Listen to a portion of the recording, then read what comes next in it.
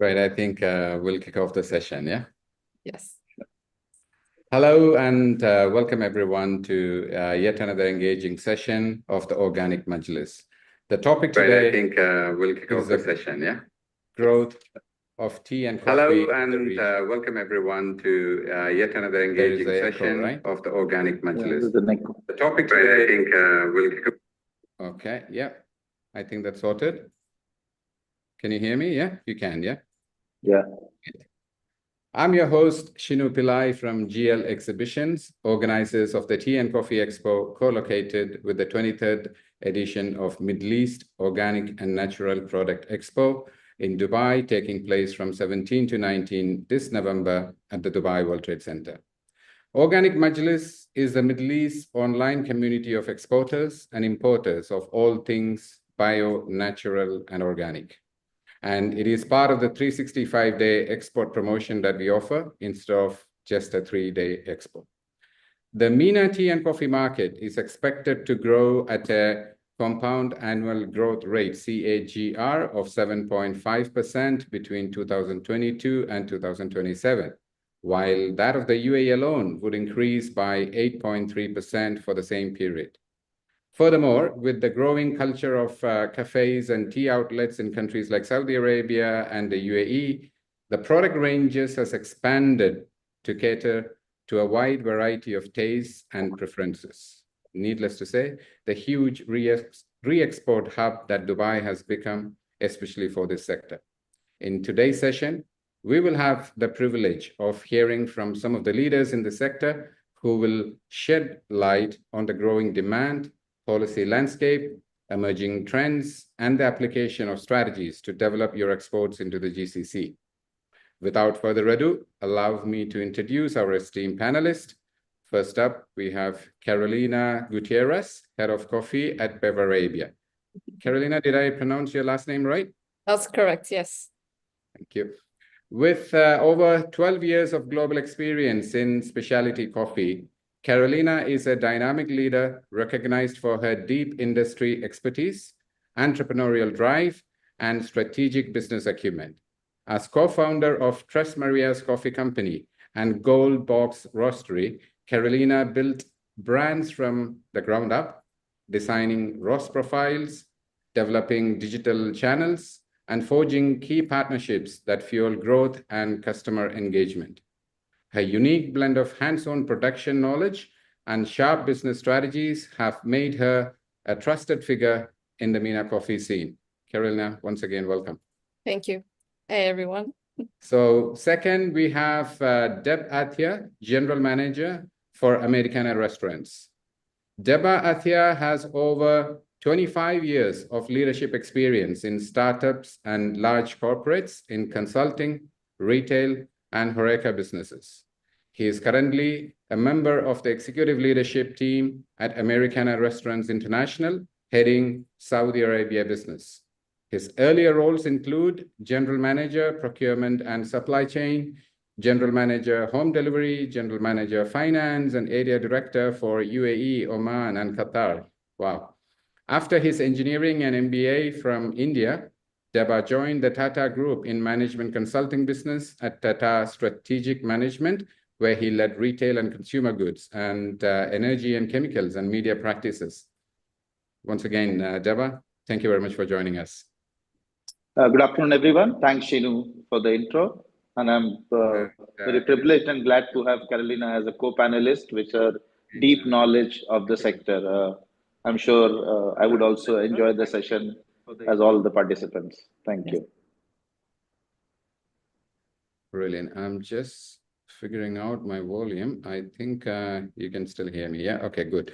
So we have got a lot of coffee and tea suppliers from around the world who has joined us. And what we have done is we have collated some of their burning questions and put them into certain points so that, we have summarized them so that we can have a healthy discussion, which potentially should be helping them out, right? So let's delve straight into it. Quite naturally, always the first question or the range of questions comes is about the growing demand.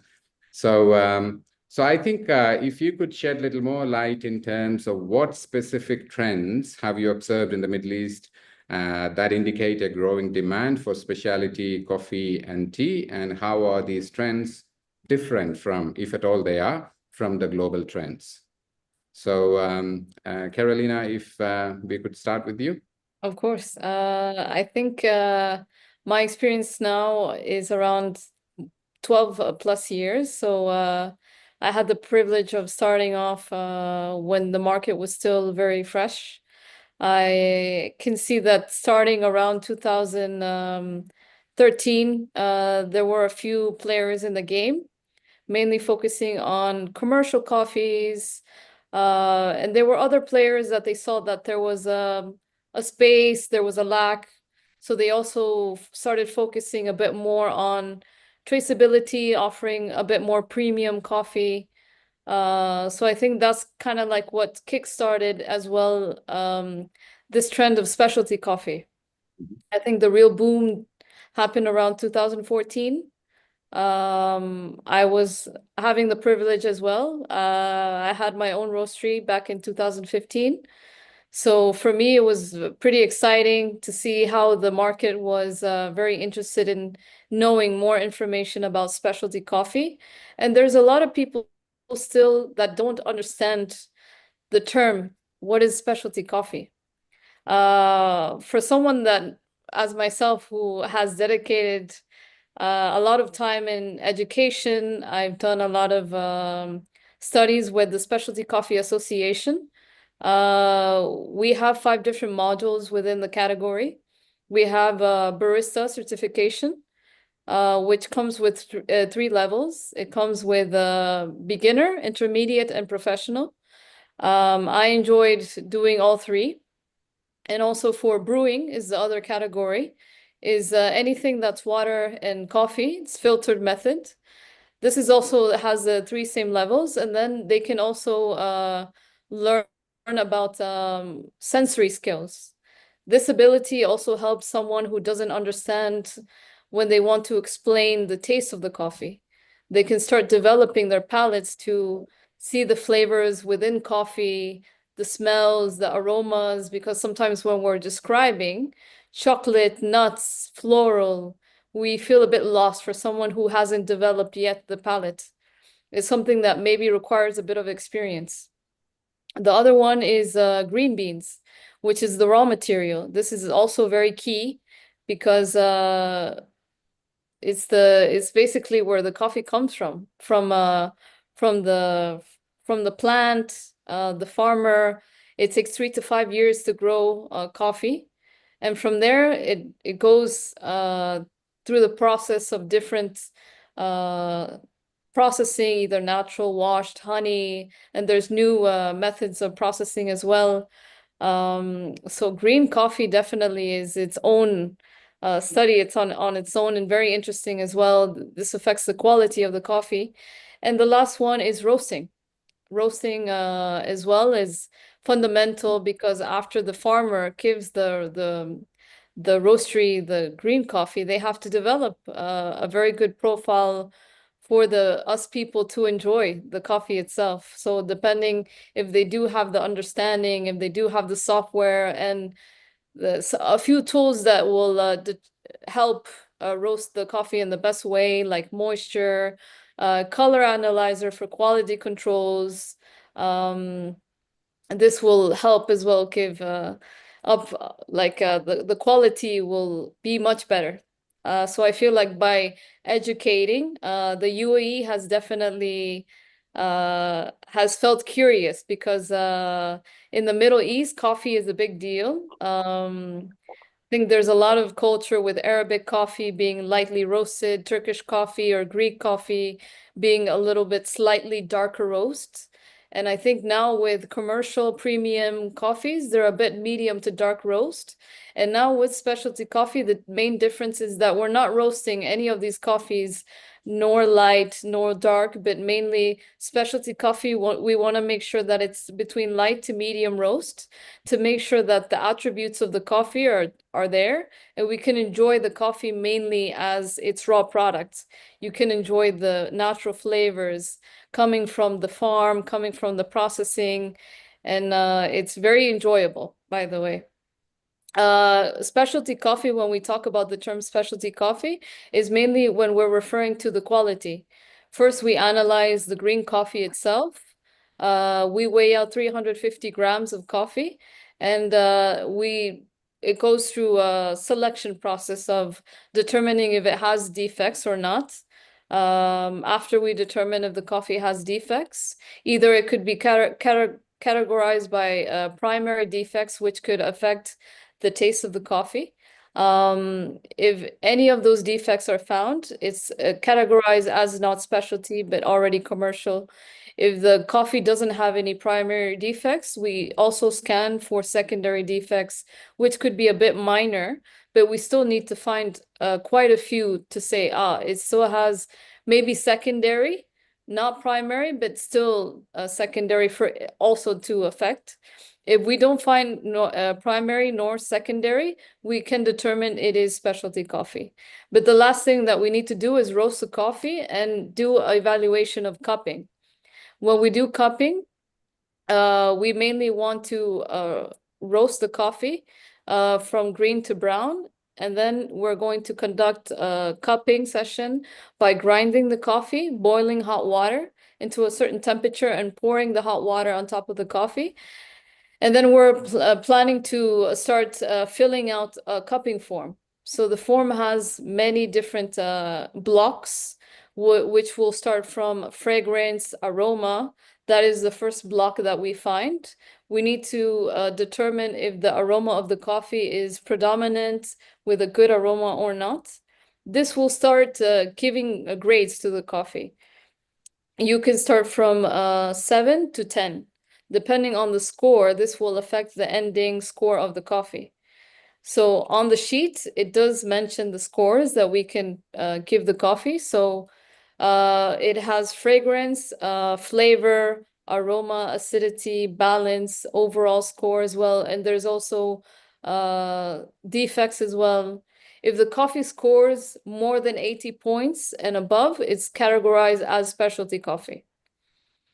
So the main conclusion of everything that we're doing is specialty coffee mainly determines the quality of the coffee. It means that we have graded the green product raw itself. We have also analyzed by trying it, water and coffee, and we have determined that the quality of the coffee is much superior than your normal conventional commercial coffees. So specialty coffee is a very high premium coffee, high quality. Interesting. I never knew that, that simple cup of coffee that I have has got so much that goes behind it, right? Correct. So lots of coffee shops now. I think when I was in 2015 with my project in the roastery, we saw a lot of demand of people coming in, very curious. Can we know more about coffee? Do you have any coffee courses? We brought in a lot of people internationally that were certified with the Specialty Coffee Association to start conducting these trainings, either with green beans, barista training. There was a lot of demands by places requiring the baristas to be more certified. So even the baristas themselves became also very curious to level up their skills, their barista skills. So I think a lot of even the consumers starting to invest in education, especially the local public, which is the Emiratis here in the UAE. They also became very curious and wanted to invest also in their education. So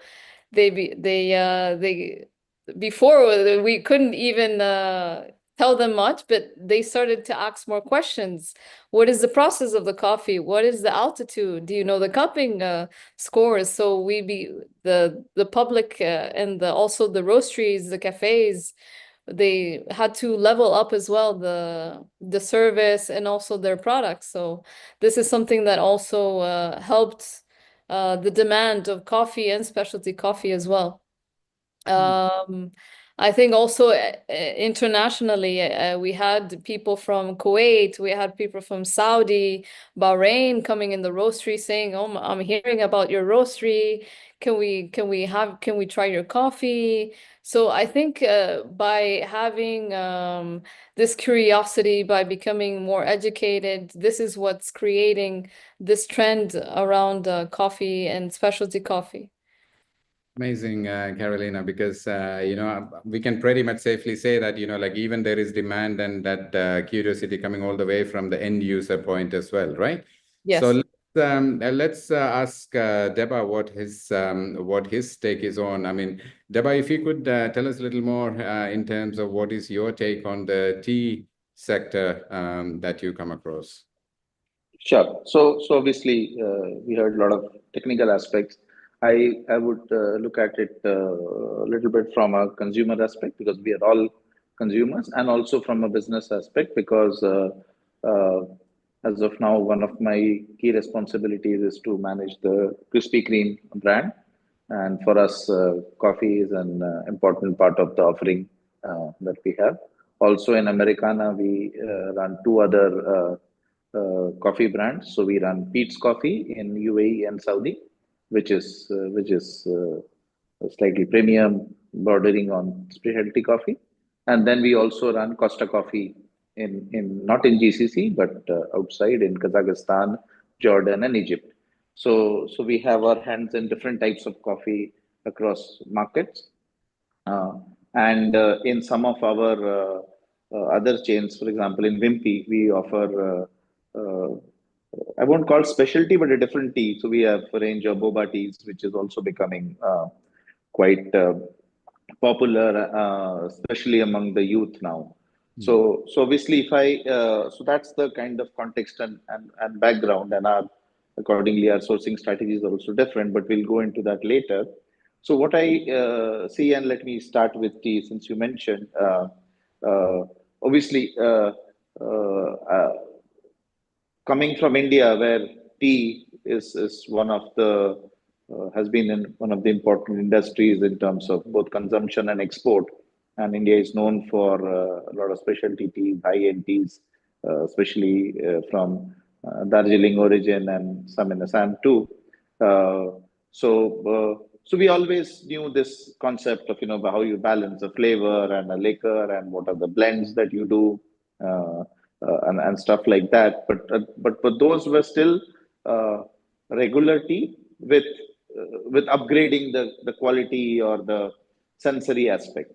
But of late, what has obviously happened is as the consumption occasions have grown and the segments that consumed have grown, you have one direction is on the specialty side, and obviously the other direction is on the convenience side. So while on the convenience side, we see all sort of ready to pre-mix, ready to do stuff, and then on the specialties, we have more of the sensory aspects, etc., as well as this whole new trend towards boba tea, matcha tea. So a lot of aspects of health and wellness are coming in, because tea always had that aspect, and now that's what is getting as people are becoming more conscious about in general about health and wellness.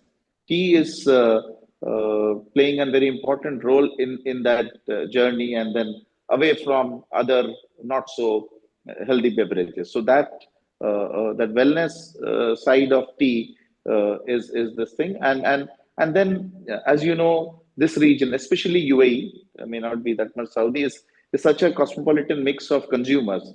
So you have the Asians, who like your oolongs and matchas, etc. You have the Westerners; many of them are taking into many of the herbal teas. So it's a wide market, and growing in premium because it is taking the wellness angle. As far as coffee is concerned, obviously that's been a growing trend. I mean, I would say the tea is coming back, but the last 2 decades were belong to coffee and the expansion of coffee chain, and then slow upgrading into premium and specialty. And more relevant for both these beverages are more relevant for this region, given given the restrictions on alcoholic beverages, etc., especially in Saudi. So Saudis, if you have to go out in the evening after dinner, it's coffee, and then when you want a certain setting, you want a little luxury experience. When you are business and networking, you want fine products, and that is where, in terms of consumption and affordability, the move towards trying something distinct, something specialty, something which is bespoke is coming into. And hence on that, things on how you roast, how you brew, some of those experiential models. So where you are, doing in front of the customer, you're making it an engagement oriented stuff also obviously is growing. And then as in other beverages, and I don't know whether it's inspired from alcoholic beverages or not, the whole move towards single origin is growing now.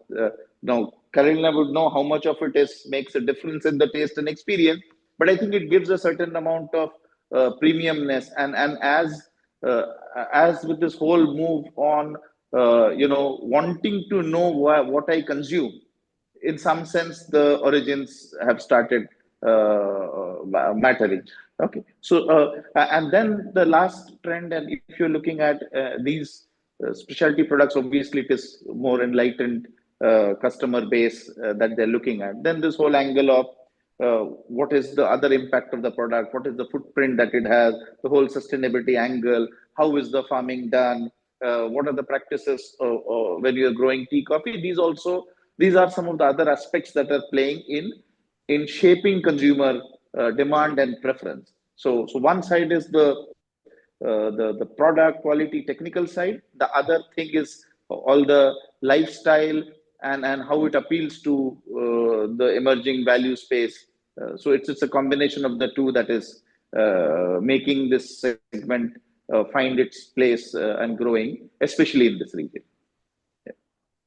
Very interesting, right? So in essence, probably what we are referring to is like a fusion between that health and wellness, lifestyle change, along with the cultural elements, that's playing out in terms of, the end users becoming curious and trying out new things. Because, like you said, we also witness, a good number of exhibitors joining us, probably even last year, who had that specialty coffee, matcha tea, oolong tea, all of that we see, like as far as from Kenya, China, Mexico, Brazil, some of these producing countries, right? So interesting. So I think, next we have got, a couple of questions that I think people want to know is also about, in and around that brand building and marketing strategies, right? Because I understand that, probably both of you, like a combination, you have got a dearth of knowledge in terms of like, from startups to corporates to, you have been handling and building brands, right? So probably the first question I have in that area of brand building and marketing is, in a competitive market like the Middle East, what are the essential steps for creating a unique and compelling brand identity for a tea or coffee company? And how can this how can this identity be effectively communicated to consumers? So basically the question is around, yes, like what Carolina said, you've been an early bird in this market, but of course there are many players. So if anybody want to get into this market, so what's the best strategy? What's the best way to go about building their brand? I think the best way, it starts with a clarity and the purpose to why you're actually having the brand. So you need to know your mission, and you need to know your audience, and the story that you're going to be telling your audience. Because I think once you are able to communicate to the customers the story in your mission, once they understand, they will want to come and support your brand. Because in a market that's oversaturated at the moment, people want to support brands that they identify with, brands that they see, they want to help, they want to support sustainability, they want to support traceability. Every time I buy a 1 kilo of coffee, this will help the farmer. Or they also involve and they make their own community. They want to feel part of the brand, is what also will help the customers feel more attached to the brand. I think a strong brand identity goes a long way. It's mainly in the tone, it's mainly in the visuals and the experience. And even if they decide to go into B2B, supplying other cafes, it's even included in the barista training. It's the way that you conduct the training, the way that you make the baristas feel, and like the story that you give them when you talk about the brand. I think in the Middle East, giving that personal touch, the storytelling, and making sure that it's consistent. And also, I think social media as well, if you communicate in the best way in social media, and also you are aligned with the marketing as well, to communicate to your customers more about your brand, this is something that will help definitely create a unique and compelling brand identity. Brilliant. So it's basically the human side of the brand, right? That human connect, so to speak. Yes. How about you, Deba? What's it that you have seen? Because I know you've been even currently also working and taking care of some of those leading big brands as well at Americana, right? So there are two things, two kinds of, obviously there are two sectors. One are the roasters who are probably bigger into the B2B thing, and then there are the coffee outlet, the retail part of it. And while Carolina touched on the roasters part of it, which is one segment. As far as retail is concerned, given the premium nature of GCC, and especially UAE, Saudi, Kuwait, this kind of the income levels are high, people, the alternate beverages are restricted. So this is space. So we are seeing entry of obviously first the premium coffee, and then who are having some specialty offerings, and then we may see entry of specialty players. So that is as far as the global players are concerned. Then, especially in Saudi, there is this big move, the cultural connect, and there is pride in local brands, Saudi made. This is a huge thing in Saudi. So we see roasteries being set up here, and there's a huge pride in Saudi owned, Saudi made, and some of those chains with that kind of positioning have entered the market and doing pretty well. So they see this as a national identity and cultural connect. So this is big, because coffee has always, as we knew, out of home coffee or even at home, it's about lot about socializing, not just about the beverage. It's about the occasion. It's about the connect, and hence, especially in Saudi, this whole cultural connect, Saudi, because the locals make a big part of the population, unlike UAE and other parts of GCC, is a big thing.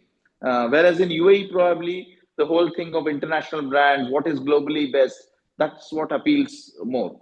So I think there are these two streams that are working, and those are the kind of players who are coming in and slowly expanding their presence. I see also on tea, especially some Chinese brands entering, who are specialists in sort of Chinese Korean brands on boba tea, and I also saw a brand in Saudi who serves this mix of tea and coffee. And I was then talking to a colleague from Hong Kong, and they said that that's how we drink our beverage there. It's tea and a coffee mix. So for somebody from India, or I don't know, from this region, it would, they are there two alternatives. Either you have tea, you ask tea, or coffee. So there are different trends. Yeah. So I think it is a mix of belonging, cultural identity, as well as a premium lifestyle experience, which is equally driving as much as the product itself. That's some interesting news, right? I know for sure, like you mentioned about, like that made in that particular country, whether it is made in Saudi or make it in the Emirates, those kind of campaigns that are underway. And at the same time, we also know that, I mean, of course, in, probably last, 3 to 4 years, Dubai has also become a re-export hub when it especially comes to, thanks to DMCC and other initiatives, that started off with tea, and then of course we are also re-exporting large amount of coffee as well, right? So like if these exporters want to get into this market, and how big is probably, like, if you were to quantify that regional market versus that re-export market, Deba? Carolina, you go first. No, you can take this one. Yeah, no. So I do not have. So we obviously deal with a couple of bigger players who do our blends for Krispy Kreme and Costa, and for Pete's obviously it's a proprietary blend and roast that comes directly air freighted from US. So that's a very different thing, and though they have very strict standards of origins and labor practices in those gardens and full traceability. And we work with big players like Intellect and Coffee Planet and people like that in this market. So that's where it is. But I would imagine UAE always has been a hub of import, export, and there's an opportunity to enhance for blending and roasting also, because you have one side the sources from Africa, the other side Asia. This is somewhere in between, and hence those opportunities may be there. But specifically, we do not we're not into that segment, so my information there would be limited. But whatever I see in the trade events, the presence seem to be significant. So I suppose, both in terms of input markets as well as then feeding into some of the consumption market. Obviously, the volumes may be more in the mass products, but I'm sure on the specialty side also things are growing. Yeah. I think I will throw, probably I will tie this into probably what we have as a next question. So I've got, people, of course, would want to know about, what are the opportunities and whether it is for partnerships or, launching themselves into it,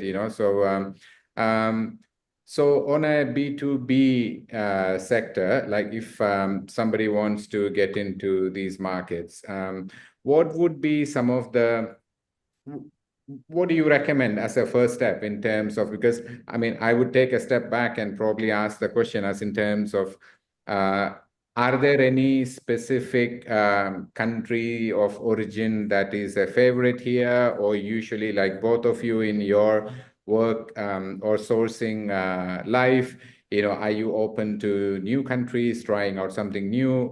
Is there a pattern, or how does that sound like? I think there's different sectors. I feel like when it comes to, it depends in which sector you're looking for. With coffee, I think Deba was basically categorizing with retail and B2B. It's a bit different, the approach I work for.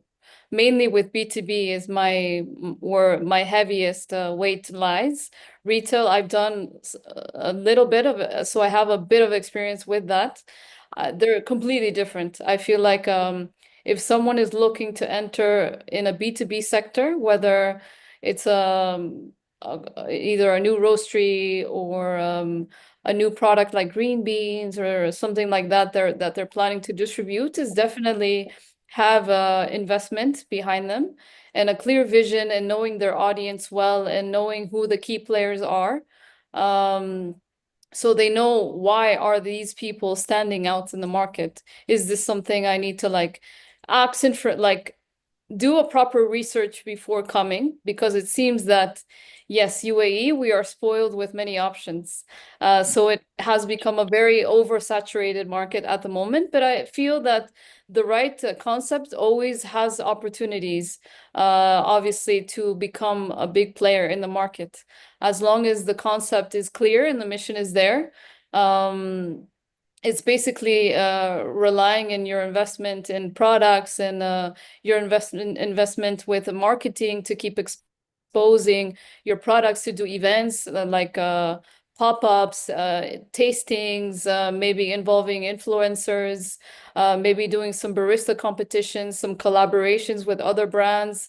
So your brand is also exposed. So if you're also a B2B, maybe by collaborating with another brand, that could also help your brand as well get some exposure. I think Deba maybe has more insights when it comes to the retail side.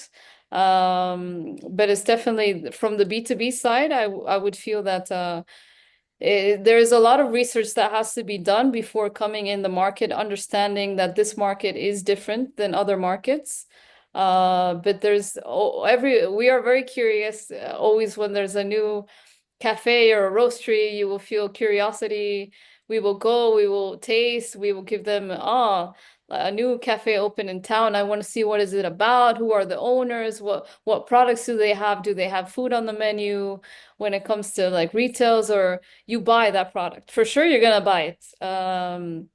So I think after they taste the quality, for them, again, the storyline is very important. Price point also very important.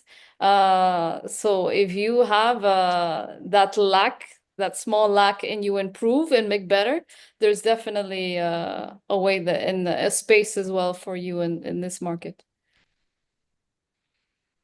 Thank you, Carolina. How about you, Deba? I think she touched upon very important aspects, because this is in any specialty product, the quality needs to be experienced. So one is what you claims, one are your claims, other is the experience of the product, and hence the stuff like pop-ups and how do you do that to expose more people to it. It is even relevant for the retail players. How do they reach out? And in Saudi, we see every time and Saudi is full of new coffee chains and a lot of homegrown. There's a lot of interest for people to go check out and try out what this is about. So people are looking for that variety, because then this is something you can talk about and stuff like that. And in some sense, I can relate to it, like it happened to a few years ago on the alcoholic side, that the microbreweries came up. People were seeing the brewing there, and that kind of brought back interest just from a plain vanilla product into an experiential product, something you can talk about, something you can show your either business guests or other acquaintances. So these coffee shops with experientials are playing that role. Now, how a producer or a roaster can help retailers to create that, it could be a value add, because many of the retailers may or may not know. So that could be one answer. One is the product itself, and how you are helping a retailer to bring it to life for their consumers could be an edge. And I said it will be a combination of the source product knowledge, or the technical skills. Added to that, how do you make it reach the consumers is what probably will differentiate between the players who succeed and get a bigger volume, and also that helps them to get the first-hand consumer feedback, because one is in the lab, the taster decides, but finally it has to, yes, this is not of mass appeal, but you still have to have enough segment to sustain the demand and the premium pricing that makes this business worthwhile. So I think that's where the connect is, those partnership of retailers or with the brewers, or so-called, I won't call them wholesalers. It's a very fine business. It's not a mass business. So that would matter. That would matter. And you throw in some cultural context into it, it works. So even we have some Saudi origin coffee in the black coffee segment. And again, nothing premium, but it touches them, and that's what they want to have, and stuff like that. Because not all consumers finally understand. It's a bit like perfume, it's a bit like a thing. So a lot of the value is derived from the connotations you are able to give by appealing to the stuff that they value, and then bring the cultural context. So then the whole experience becomes premium. So it is always not just about the product, but product plus delivery. And those who do it will succeed more. Right. I think, I can very well connect to what both of you have just said, because this is exactly what we see as well. You can imagine we have got, so many of these exporters coming in, and, that's when we changed also like our strategy or our reach from a 3-day export to a 365-day export promotion, because end of the day, all what you said just now cannot be achieved in just 3 days time, or a 4-day time when you go and attend an expo. Because that's when, we try to engage the audience, the local regional buyers with the product. We create that visibility in the market. And of course, when they come to the expo, we have got those experiential, side events like the super kitchen that we do, wherein, like these distributors or retailers, they are able to, like what you said, Carolina, the cupping, and, they can really understand what they are trying to get into and probably discuss business, right?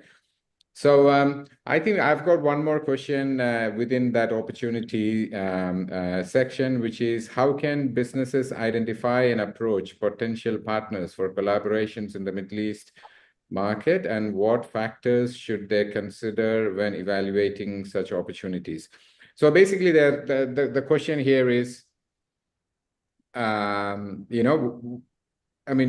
what kind of, like, is it the distributors, is it the retailers, which could be their first port of entry when an exporter try to come into this market? How do they go about it?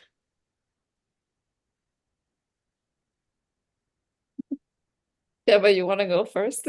Sure. So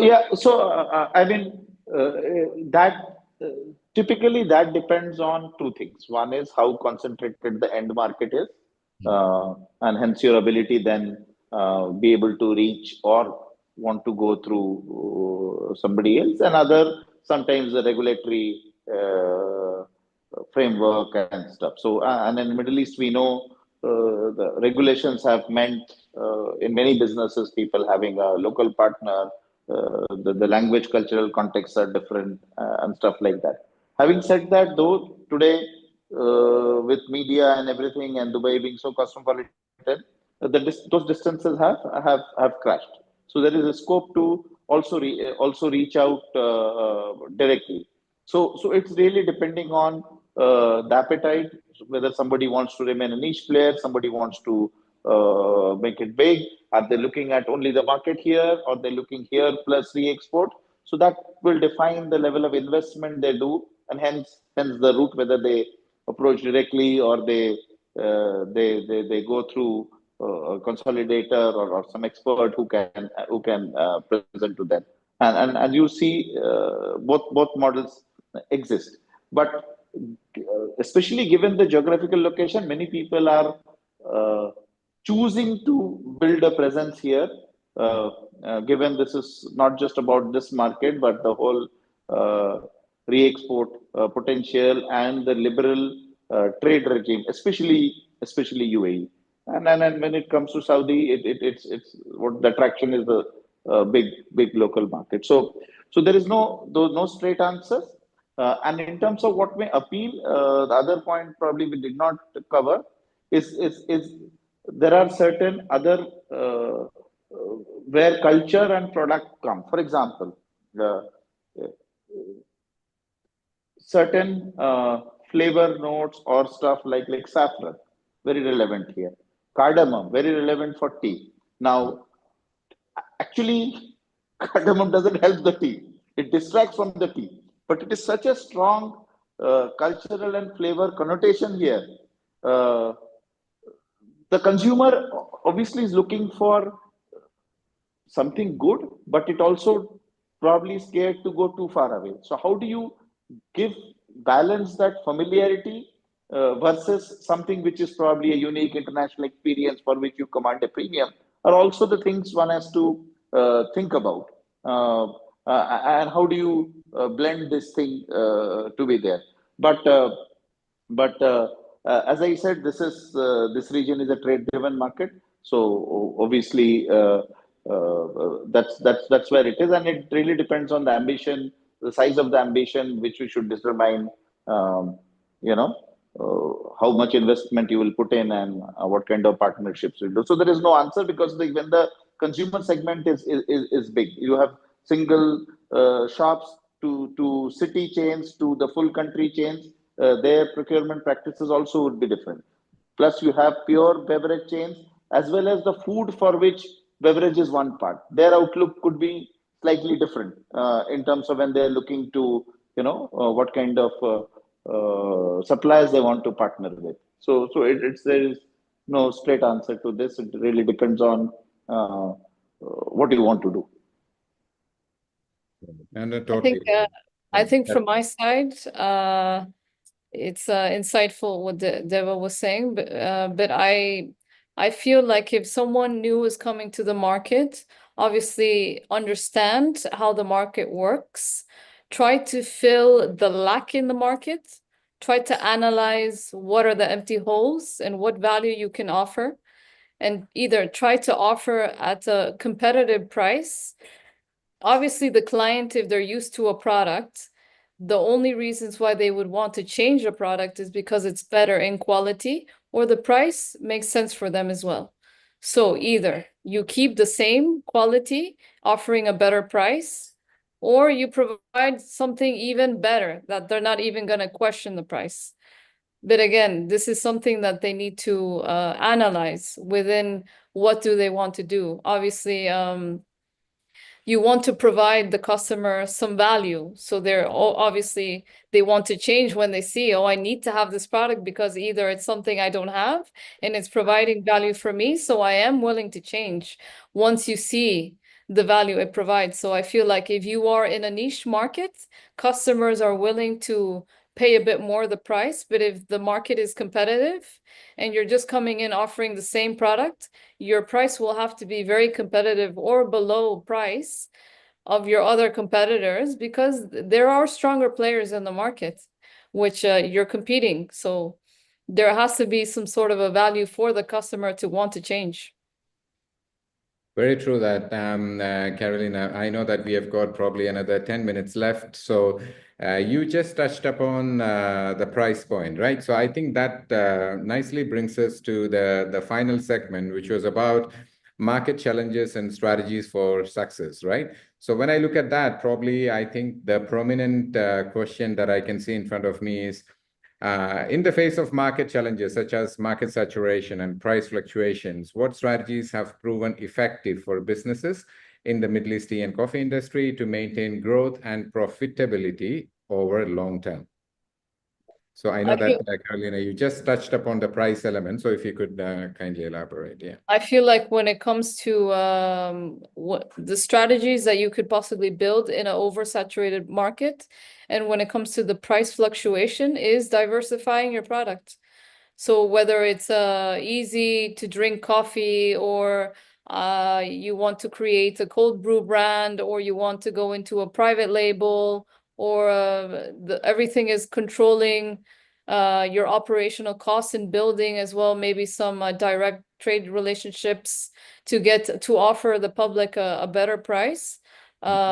Because normally the market, it's very competitive. So there's always going to be people, he's giving you a 10. Okay, I'll give you a 8.5. A little bit to what I touched before. The more demand, if you're in the same category and it's something, the same product that you're offering, and if there's many players doing the same thing, it's going to be very competitive when it comes to price. So either you need to go directly to your source, and you need to plan ahead, have a very good investment, go to the direct trade, cut the middleman, negotiate with the producer, say, I'm willing to support you. I want to do direct trade. Let's do things in a good way. I want to pay you a fair price. And then there's a relationship between your products, and then you can negotiate and offer a better price to your customers with more value, saying that it is a direct trade coffee. So these are maybe some of the strategies that I would say, maybe diversifying. If you're doing coffee, maybe think about doing different kinds of products and something niche, something that still is not being done, something that you feel that now with a lot of Gen Z and newer generations, they want something convenient, they want something easy. There's even liquid coffee ready. There's capsules. There's a frozen coffee that you just dilute in hot water. So there's capsules is also like something that we're thinking. It's still something people want, something convenient. So I feel like if you are looking with that, I feel like this would be kind of like the approach that I would recommend. Brilliant. I think that was almost like a market entry 101. Deba, what is it that, I mean, I'm sure like, you might have many case studies that is running through your head in terms of, in a situation like this, what someone would have done or you would have done. So would you want to share some of your experience in this regard?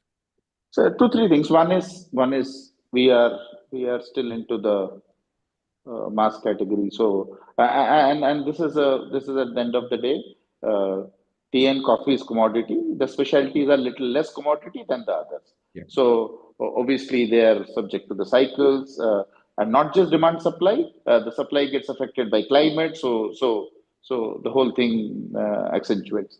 So we obviously believe in slightly mid to longer term contracts and stable supply basis, because we being retail brands, we need to maintain price stability, so we need cost stability. So that is our approach. Now, the issue for mass players is slightly easy because both these are actually blended products. So depending on the origin, you can always blend differently to achieve a certain target cost. But as you move towards more specialty, some of that flexibility goes away. That is the issue. And that's where probably science can come in more. How do you produce the desired flavor profile with different input products? So that would help obviously them to manage out this demand supply commodity cycles, which can move little differently for different origins depending on the local climatic issues and demand supply. So that's one. For us, it is blended, so we are able to manage, change origins and blend. But for others, it's an issue. The second is that as you move towards more premium, your input cost would matter less. It's really what value you can show to the end user. If you can show that this helps them get a greater market share, establish themselves as a more premium brand, that's what they're looking at beyond the product. And number 3, what Carolina touched is, it is a bit of a dichotomy, but people are today looking for both premiumness and convenience married, because people who can afford premium probably in some cases don't have time, or there are accessibility issues. So they want it. So hence this whole rise of capsules and other more convenient forms of consumption. And even in that, there is a segment which is looking for a more refined taste and stuff like that, and the whole the lifestyle thing.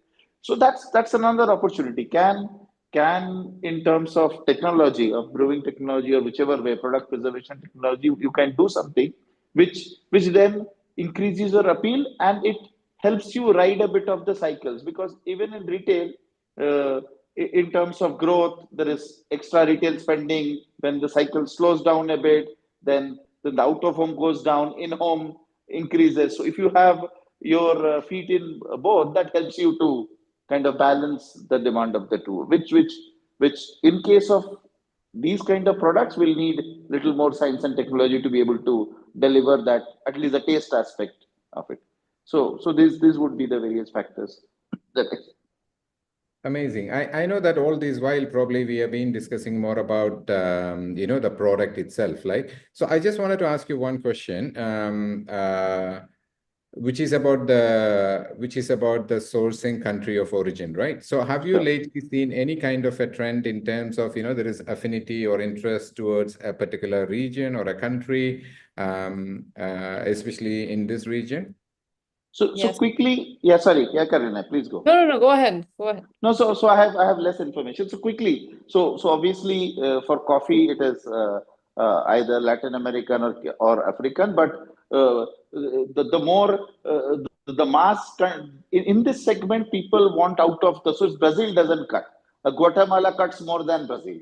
So this is what is happening. People think that smaller the country, it is more exotic and stuff like that. Or you distinguish with estate. So like for tea in India, in Darjeeling region, they brand the estate to show that the origin and the practices there.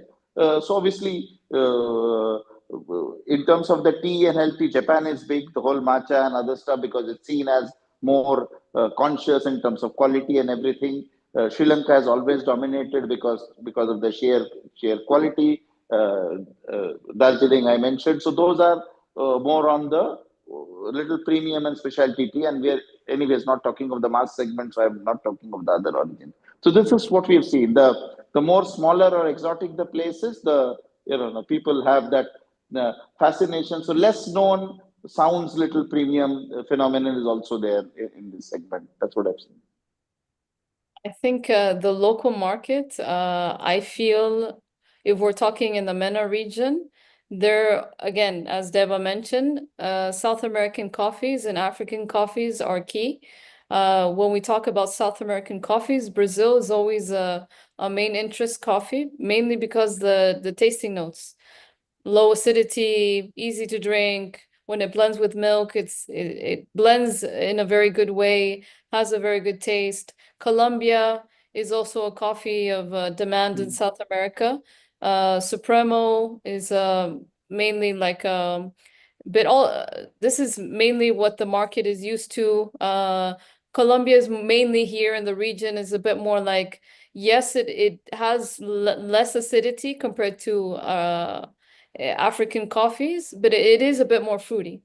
It does have some fruity notes compared to Ethiopia. African coffees as well is a very high demand. Ethiopia, I think for the local market, Arabic coffee is a big. It's one of the also fast moving coffees that they like for Arabic coffee, as well for specialty coffee. When it comes to specialty coffee, the best sellers are Brazil, Ethiopia, and Colombia. Those are the best sellers as well. Commercial wise, I feel like there is a big interest with Colombia, Ethiopia, and Robustas. Robustas is also obviously a big demand now in the market. India, Robusta, Vietnamese. So for good Robustas are also very good for blends. It's good to have a blend with Arabica and Robusta. I think especially to make a good mix between acidity, giving it a bit more body. So obviously, I think this is something that Indian coffees are also in good demand. I think mainly these coffees are the high demand here in the region. Perfect. I'm sure all those attendees from these different countries that you mentioned, they're taking a note of it. So, so I know that probably we are just in time. So before we wind up, I wanted to ask you to give, kind of your final word, what that would be to those exporters or newcomers who really want to get into this market and thrive. So what would be your that one word of advice? Deba, you want to take this one first? Okay. No. So the only thing we did not cover here is that the regulatory thing, and everything is halal here. So that process, that certification is important, and that is where and one may choose to be regulatory compliant here, and then where the regulations not the same, product can go, or you can do differently. So that is another angle when we're talking of MENA region, always has to be always there as a requirement. Basically what I will say is you are playing on two things. One is higher income levels here, alternative beverage, alcoholic beverage, whatever restriction opens up the opportunity. You pair that with wanting to know what people across the world taste, and because many people in this segment here travel a lot. People travel to Europe, especially a lot, in US. So they're all picking up the preferences that are happening there, and they want that here. Okay, so this is a big thing. So you can, whatever is the global range, if you can bring that here and make it accessible, that's really, and especially UAE, they want always the newest, latest. That's how they want to, that's what where the country wants to build, and that's how the people are doing it. So I think that could be the differentiator. So that's what I'll say. Thank you, I Deba. think just as a conclusion, I think if you want to make a good entry here in the UAE is basically spend some time either in the regions that you're planning to invest and have your business. To make sure you do your market research, maybe compare a few businesses that are similar structured to what you're looking to have. Second is analyze the price point as well, whether it's going to be a competitive versus the quality that you're offering, because we are very also spoiled when it comes to very high quality. So check the prices, make sure the quality is there, and also see if there's something that you can offer the market that will have value, which will also help your customers want to become curious and want to explore that option with you. And make sure as well if it's something that you can provide which is more convenient, you want to diversify a few products, this is also something that can help. And also try to make sure that there is a very good marketing plan, something for the market to also get to know who is that brand who's coming in. Think about doing some partnerships with other companies that could potentially hold that you're doing the same thing. This is also something that could help as well. I'll just add one thing, and this is especially true for markets, non-UAE markets, is the lack of very trained baristas or people, so high-skilled people. So if the product is in a way which doesn't need sophisticated human intervention to get that quality, that's an edge. If you can, through tech, through the machine, through the product, make it easier to dispense or to serve, there is a value that the retailer will give you, because for them getting people, training, retaining is a big challenge. Little less in UAE, but in Saudi, Kuwait, and others, a huge challenge. So that's another angle. That's there. Very valid point, Deba. Carolina, Deba, it was wonderful to have you all share your thoughts, insights, knowledge with all of us today. I would like to thank our attendees, because for many of them, some of them are early in the morning and some of them are late evening. For all our attendees for tuning in today to be part of this discussion. I think to sum up today's discussion, I would say like expanding urbanization, higher living standards, adoption of regional cultural values are contributing to the growth of the coffee and tea market, coffee market, while the interest in green, herbal, botanical, that kind of teas keep the market going strong. Of course, both industries, we have, from what you said and what we experience, are benefiting from the business-friendly environment, which is one of the key elements, and near to zero entry barriers, so to speak, with the world that we are living in at the moment. From consumer trends to new market opportunities, the Middle East Tea and Coffee Expo will bring together, we continue bringing together, global tea and coffee producers, suppliers, buyers, governments, even like policymakers and other industry stakeholders. So to all of you, the attendees, and probably listening to us afterwards, please join us from 17 to 19 November this year at the Dubai World Trade Center. So if at all you want to know more about the event, or if you have got any questions, please write to us on info@organicandnatural.com. So once again, thank you very much, Carolina and Deba. And thank you all the attendees. It was lovely. And probably until then, so we'll have another session with another topic probably in 2 weeks' time. So until then, thank you, and have a lovely day, evening ahead. Thank you. Thank you, Shin. Thank you.